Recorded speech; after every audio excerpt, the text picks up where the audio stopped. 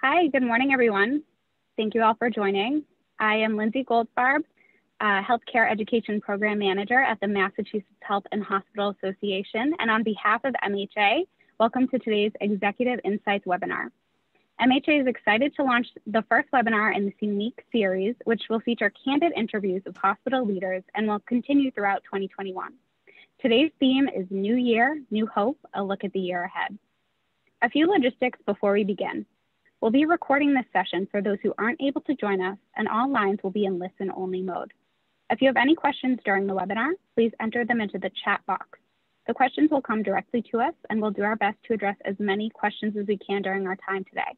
Following the webinar, we'll be sending out the webinar recording along with a brief survey. I'd like to take a moment to thank MHA's 2021 sponsors for their support in underwriting MHA's education programs. In particular, I'd like to thank today's program sponsor, Verrill. A nationally prominent law firm, Verrill has been a longtime member and supporter of MHA. Now I'll hand it over to Michael K. Fee, Chair, Healthcare and Life Sciences Practice Group Partner, to say a few words. Thank you very much, Lindsay, for that introduction, and good morning to all the attendees. I'm pleased to be joined this morning by three of my colleagues, Gary Rosenberg, Alicia Ciani, and James Roosevelt. This past year has certainly been challenging for all within the healthcare field, including and perhaps especially hospital executives who have been faced with a lot of different decisions that they have had to make over the course of this new and ever-changing area. The new year has brought us with the dawn of the first full year of our new century, even more uncertainty. We have a new administration with new healthcare policy. We have new laws at the state and federal level. We have new regulations, and we even have a new variants of the virus in various forms. Change appears to be the norm for the healthcare field, and predictability and stability went out of fashion with jam-packed stadiums and sold-out concert halls and theaters.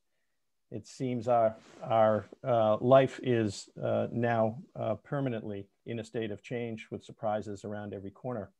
At Verrill, our healthcare and life sciences attorneys have been helping the healthcare industry navigate challenges posed by rapidly evolving law. We steer clients through changes in healthcare law and regulation. We stay abreast of industry trends, and we employ best practices. Our healthcare and life sciences practice is comprised of a multidisciplinary group of attorneys. They have a wealth of knowledge and experience covering a wide range of areas relative to hospitals and others in the healthcare field. We have had the pleasure of working with many of the association's members, and we are always ready to assist when needed. I know that we are all looking forward to hearing from today's guest, Dr. Eric Dickson. And for that purpose, I am very pleased to introduce our moderator for this morning, Steve Walsh.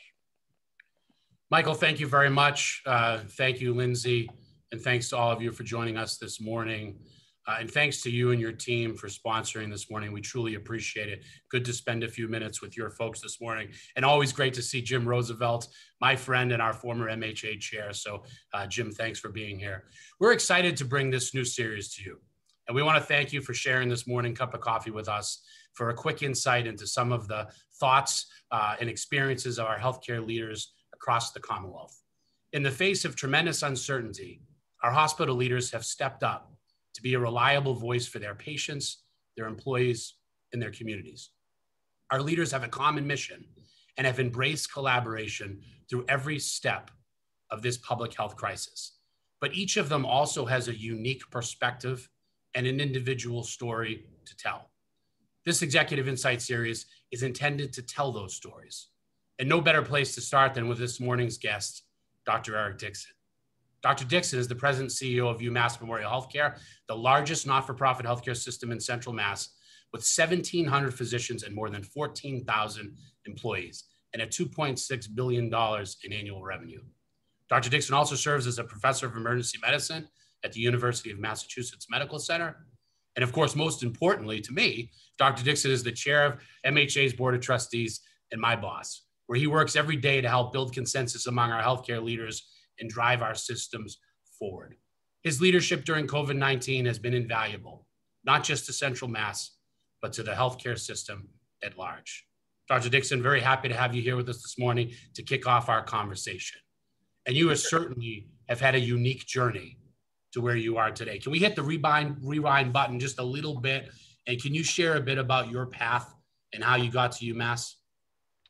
I'd be happy to, Steve, and thank you for having me today, and thank you to our sponsors as well from Barrel Health. Really appreciate the opportunity. I did not start the kind of classic pathway of becoming a physician. I actually got out of high school, Burlington High School, the home of MHA, and went into the Army to become a helicopter pilot. And it turned out I'm too big to fit into the cockpit of a helicopter, so they retrained me as a combat medic and then eventually a respiratory therapist. So that was my start in medicine, and I just fell in love with taking care of people. And so when I was done with my training with the Army, I went to pre-med and then medical school at UMass Medical School and trained in emergency medicine. My second great passion was research, and I love doing experiments, and I still continue to love practicing medicine and doing research. And my early success in research got me a position as a founding chairman of the Department of Emergency Medicine at the University of Iowa. So that was my one stint away from Massachusetts. And I found myself running a department 5 years after graduating residency, and I had no idea how to manage anything. I knew how to do research, I knew how to practice medicine, but I didn't know how to improve performance for a business unit, specifically the Department of Emergency Medicine. And so out of desperation, I started studying management science and trying to learn everything I could about how to run something.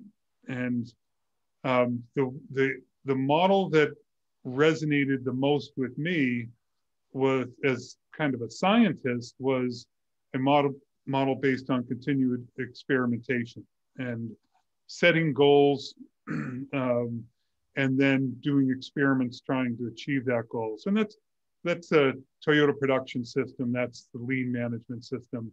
And we use a lot of that to this day in our healthcare system. And it was starting to study management and learning management that allowed me to be successful in that role and then be COO of the hospital at the University of Iowa.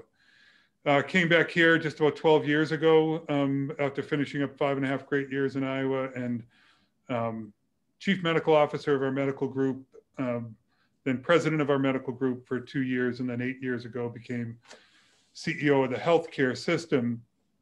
And I used to just believe I had all these great opportunities because I was lucky, and I guess eventually I had to come to the conclusion I must be doing something right. And I think it comes down to two things. You have to deliver results for your organization, and you have to treat people with respect. And if you can't do those two things, then you will not move up in any organization, regardless of the results that you create for an organization. If you're stepping on people on the way up, it'll eventually come back to bite you. And if you don't deliver results, and it doesn't matter how nice you are to others, you really can't be put into successively larger leadership roles. So that's kind of my journey over these past 25 plus years. It's been a great run thus far, and hopefully it'll keep on going for a period of time. Certainly happy to have you here now.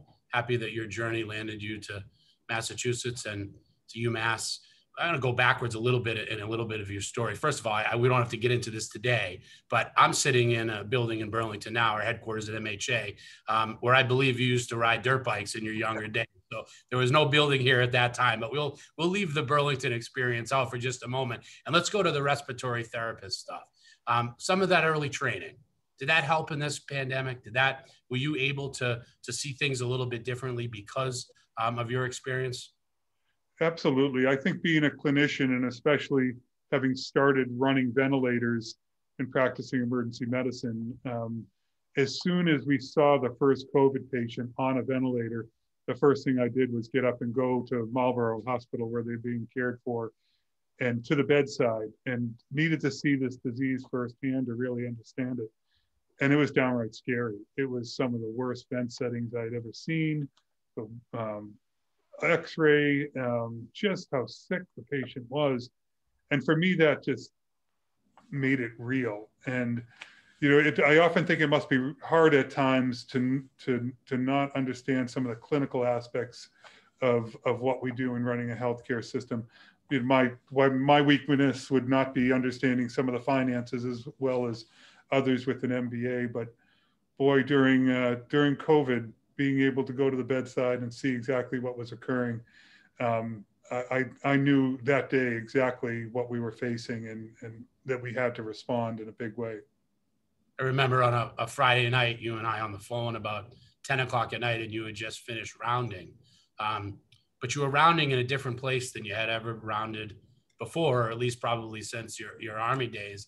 And I can remember you leading a little bit of a discussion with all CEOs in one of our morning calls about how to stand up a field hospital and what makes a successful field hospital. Certainly not something I ever thought I'd be talking about. Did your unique background there help prepare you? And you stood up the first field hospital. Can you talk a little bit about both? I think folks would be interested in how you set up a successful field hospital, as well as what it felt like to have to set up that first in the state one. It was pretty scary at first, right? You're looking at an empty convention center and saying you've got to get 200 beds in here with piped in oxygen, a pharmacy, a lab, electronic health record, which probably was, along with the oxygen, in the biggest challenge. I think that, I had been a part of putting up field hospitals in the past in the Army, but nothing quite as complicated as this. I think the key to the success of DCU-1, and now we're on DCU version 2, is picking the right team and I did find folks that had served in the military, had set up field hospitals more recently than I had, and had experience with that, and then really giving them their objectives, but not telling them how to do it, and giving them the authority to make whatever decision they had to get it done in 8 days. And that's the time span we had in DCU-1. We had a little longer period of time in DCU-2.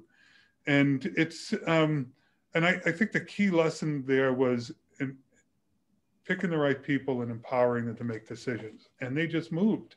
And I said, if you get into a point and somebody's not giving you what you want, just say you talk to me and this is what I want, and leverage my authority in any way you have to get it done. And that should break down the barriers, and otherwise give me a call.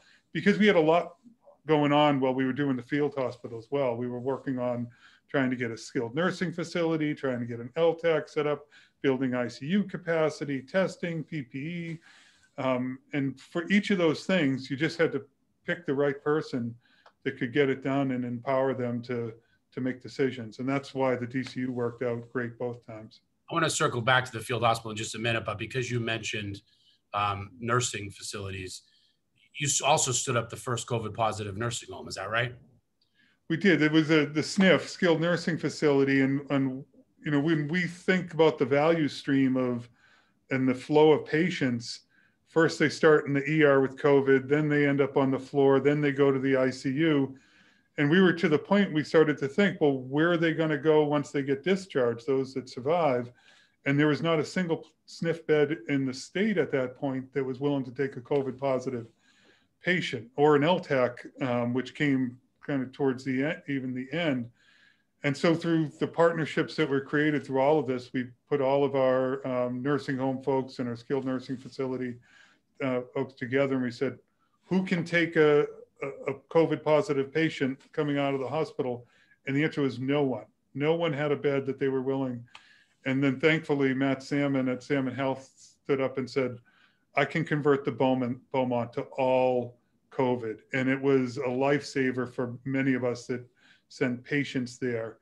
And it was really one of the good things that occurred with COVID is just the partnerships that were created and how people worked together, and everybody was focused on the same thing and not worried about competition and who's going to get to do this, but how are we going to save as many lives as possible. And that's what we've tried to do throughout this pandemic. And I think that was the beginning of a really incredible partnership between acute care facilities and post-acute facilities, LTAC, SNFs. And they really had a challenge, and they met it. And it was awfully difficult, as we know, and a lot of lives lost, but an incredible partnership with our post-acute partners in collaborating with us as well. That field hospital, you were making the news while you were watching the news. Did you ever worry that we were going to be in New York or New Jersey where people were lining up and unable to get care? Yeah, I worried about that. I had a conversation with a colleague early on when we had a couple of patients on vents in New York. And I said, how many patients do you have on vents? I mean, is it really that bad? And he said, 100. And I said, 100 patients on ventilators in your hospital? I go, how many ICU beds do you have? He said, 80. And so that was when it hit me about just how bad it could get. I think the advantage Massachusetts had is we coordinated better than New York. You know, we learned some lessons from them, and the way we regionally worked together to solve this problem. And we had time, and because we saw what was happening there, and we could prepare. And I don't think any of us have ever seen in our careers in healthcare everyone working together in healthcare across the state as well as we work together here. And MHA was that glue in our regular meetings with the CEOs and those conference calls. Maybe the marathon bombing was another example of when things went really bad and everybody needed to pull together. Competitors suddenly forgot they were competitors and started to do everything they could. And I think amazing results there. And I think we did a heck of a job during the COVID pandemic as well. In the second surge now, just because you mentioned the watching and learning from other states, was one of the challenges that every state was facing that second surge at the same time, and we weren't able to get that help from other communities? Yes, the surge one in the springtime, it was really 4 or 5 states that got hit hard, Massachusetts probably being the third worst. And as we tried to open up the DCU the second time, really tough to get help in to travelers to be able to staff it. We didn't have extra staff to be able to staff the DCU. Plus we hadn't shut down as much. So in many ways from getting staffing, the second surge was harder. We actually saw a lot more patients the second surge here in Central Mass than we did the first surge. It was more challenging, but it was more familiar. And we had learned a lot of lessons through surge one. And we shared that learning amongst all of our colleagues.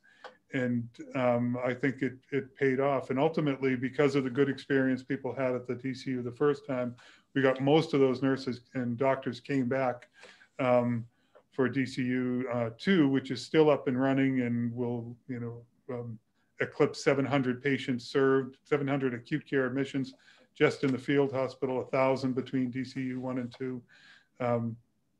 But it's always about partnership. It's always about working together. And it's amazing what you can accomplish when everybody is on the same team trying to get the same thing done. There's been you talk a lot about collaboration, but let me ask you an individual, kind of a personal question that came in through the chat. And if anybody has any questions, feel free to throw them up in the chat and we'll do our best. But as hospital CEO, what's been the greatest challenge for you in leading the organization through COVID? It's a great question. I think the hardest part for me, and this is individual to me, is my reflex automatically when something is going wrong is to go to that place and to work. And almost I often say I return to my home village when things are going wrong, and that's the emergency department. And when COVID hit and the ERs were getting busy and they were seeing lots of patients, my reflex was to put on the white coat and go down and just work as much as possible because I felt like I could deliver value. And I think in this role, and my board even had to kind of tell me this, they said, we don't need you down there. We get lots of good people that are well-trained to do that work. We need you to do the work as CEO. And I think a lot of us have that reflex that we want to be down on the front lines. We want to be into the weeds. The reality is when you move into this position, it's primarily about letting the operators operate and managing the external relationships and talking about what you need and communicating with the governor and with other CEOs. And I find that very hard. I just, I've gotten better, but I can't say I'm great at staying out of the weeds. And I think I've found a balance, but that was my reflex, and that was probably the hardest part for me. I suppose the positive way to say that, right, is that passion for being a caregiver makes you a better leader. But if you're not operating at the 30,000 foot level, the rest of the organization could suffer as well. But it's who you are as a person, which is what makes you great. I want to switch gears, just lighten it up for just a minute, because a lot of heavy topics here. You're also a caregiver at home, right? You run a farm. You know, my kids benefited from the Dickson maple syrup. I know you said you didn't fit in a cockpit. I'm not sure how the horses feel when they see you walking towards them at 6'5" or whatever you are. But could you just tell a little bit about what your passion is at home? I think it's very important for all of us, especially who work in healthcare, to have some passion outside of caring for patients. And I think we're all caregivers, regardless of the role, whether directly at the bedside. We all contribute to healing. But so my passion outside of work is farming. The first crop of New England is starting right now, and that's maple syrup. And one ingredient, tree sap, just remove water and you get this a wonderful delicacy for your pancakes. And the second crop on our farm is our horses, and we do breed and deliver horses on our farm and train them such that they are harness racers, and then we repurpose them for kind of pleasure purposes and tend to give them away to kids. And if I didn't have that, if I didn't have every Saturday morning jogging horses in the cart, I would be worse at this job, because it gives me this wonderful balance of loving life while I'm here and loving life when I'm home. And I don't think if I had didn't have those two things, that I could really be a functional CEO. It's a good segue into another question we just got. And you talk about your respite, and I'll be looking forward to some maple syrup, and I think there's jam that comes with it as well. But that's your respite. How did you give your organization, how did your organization support your other workers and any mental health or physical health issues for frontline workers during this crisis? Yeah, I think Caring for Our Caregivers is the name of our program, was absolutely critical during all of this, right? It begins with recognizing that it isn't a sign of weakness to call for help or say you need help. And because the mental toll that caring for COVID patients that can't be with their family has on caregivers is significant. And so we put in a series of programs that was caring for our caregivers, everything from mindfulness-based stress reduction to employee assistance funds if there was financial challenges.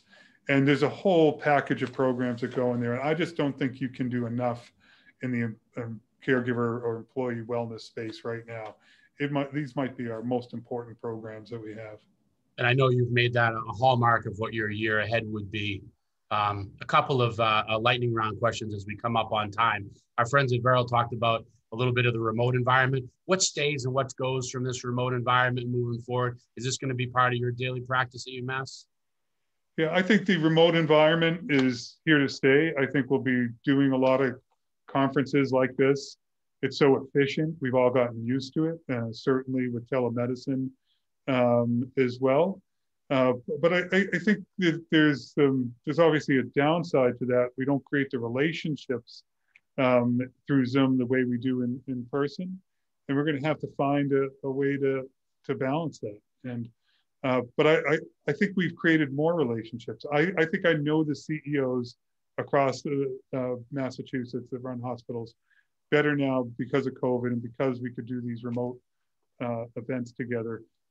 Much more than I would have if we still had to get together in person in Burlington, every couple of months.